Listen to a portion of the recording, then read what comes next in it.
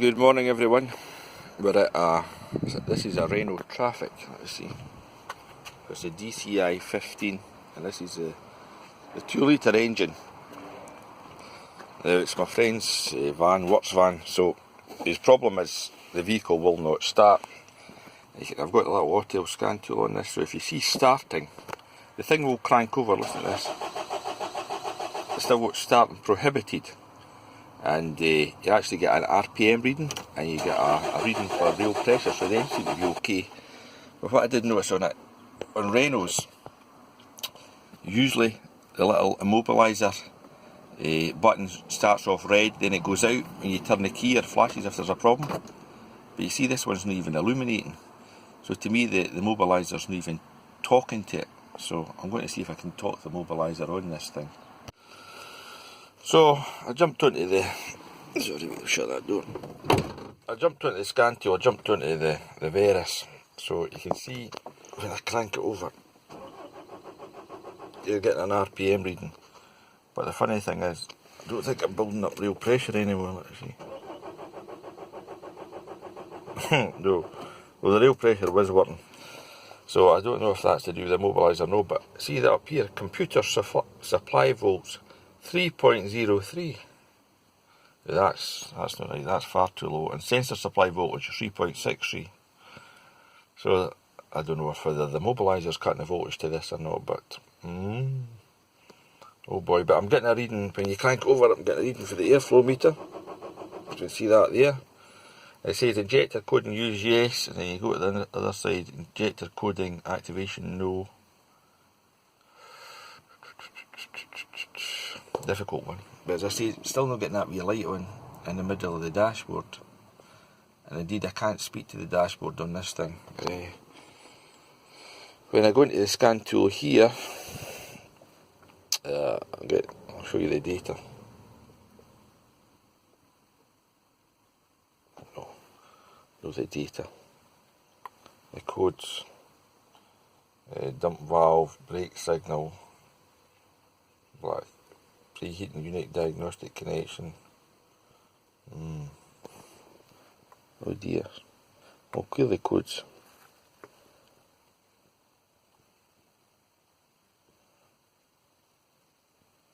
I'll go back into codes. They're all still there. So clear the codes. The key must be on it now.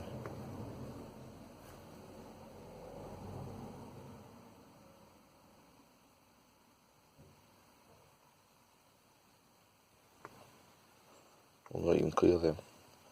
I can go into ABS.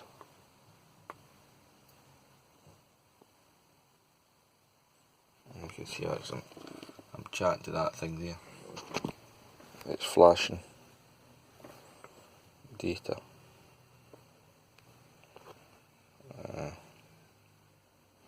There we go, computer supply voltage 12. So I'll put the brakes on. So I get a response from that. Brake pedal switch fault, saying no there. Is that part of the bigger picture? I don't think so. Come out of that. Get the airbag bit. See this body systems? No, can't get anything to do with that. So, think about it.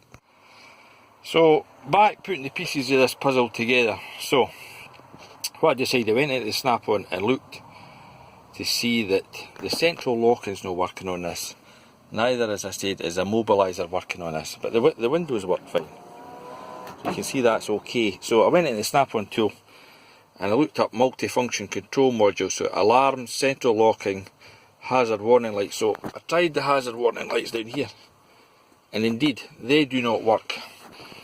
So the location of this module is number 14. And this seems to be behind the dashboard up the back there, which looks a real pain in the neck to get to. I've looked underneath there and I can't see it underneath, so it must be behind this. So dear knows how this comes out, but that seems to be our issue. It's all within this multifunction control module. And my other problem is there's fuses down that side, but I can't get that door open because the central locking's to do with that as well. So I'll keep working away again. So I'm joining the dots together as we go along. Cheers. So back again. So I phoned my mate Steve. We all know Steve, top lad Steve, Simply Diagnostic Steve. So he said that indeed that control unit is up the back between the steering column here and the clocks, so it can get grubby and everything like that with spilt coffee. So that's one way to look. Another one he said was to look at the battery and was to check all the connections.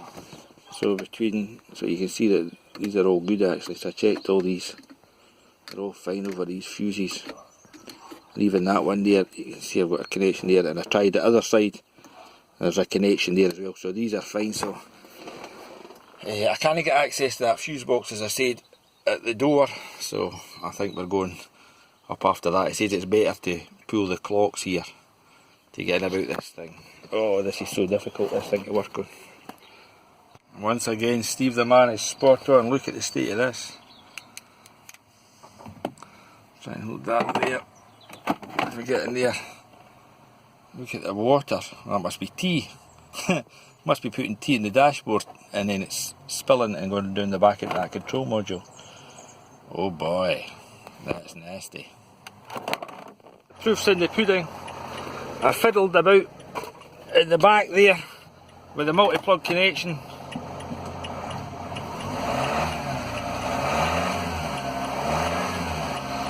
You can see we're finally running, but as I say to you, it's terrible in there.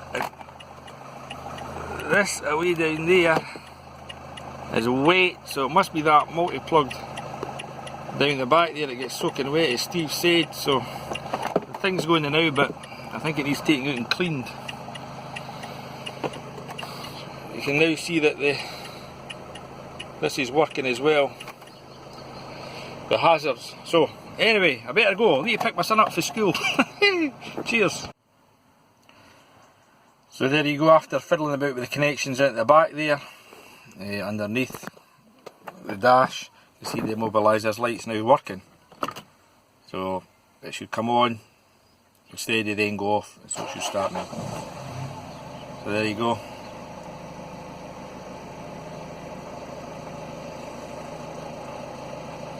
Now here's the one, here's the one I couldn't get into, the UCH. Just click UCH.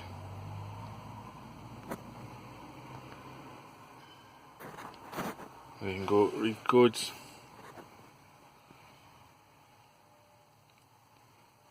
They're all memory codes.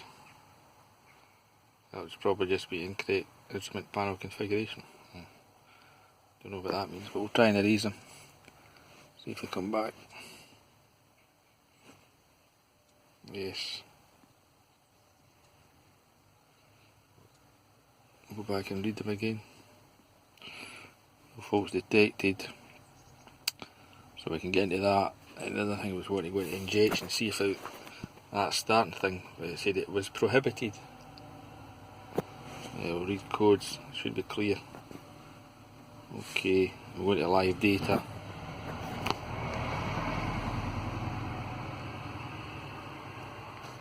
We'll go into all signals. There was it, authorised, there we go. So whenever you can start that, comes up starting authorised. There you go. So it did say before engine immobiliser inactive. So it must work on the the starter circuit, but the actual internal within the injection unit. So that has to be authorised rather than prohibited. So we've learnt something there. So how we're going to go about cleaning these pins and getting access. And there's the other fuse box I couldn't get it. You can see it's in the passenger side and it just sits in behind this water cup holder. It just goes in like that. It snaps in. That's in there. So hard to get it.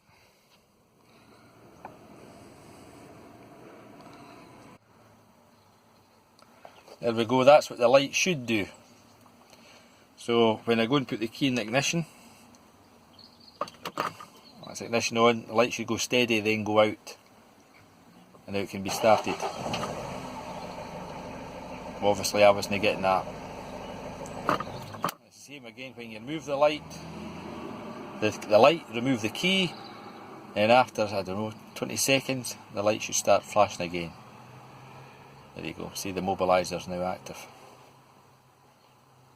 So in order to get access to this instrument panel, it's just a matter of pulling this surround off. So, grab it at the top here.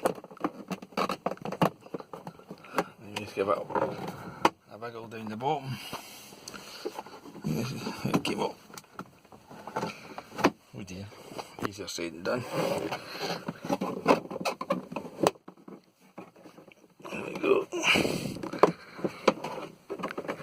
Something like that. Oh boy, it's always the same. Right, once you've had it off. There we go.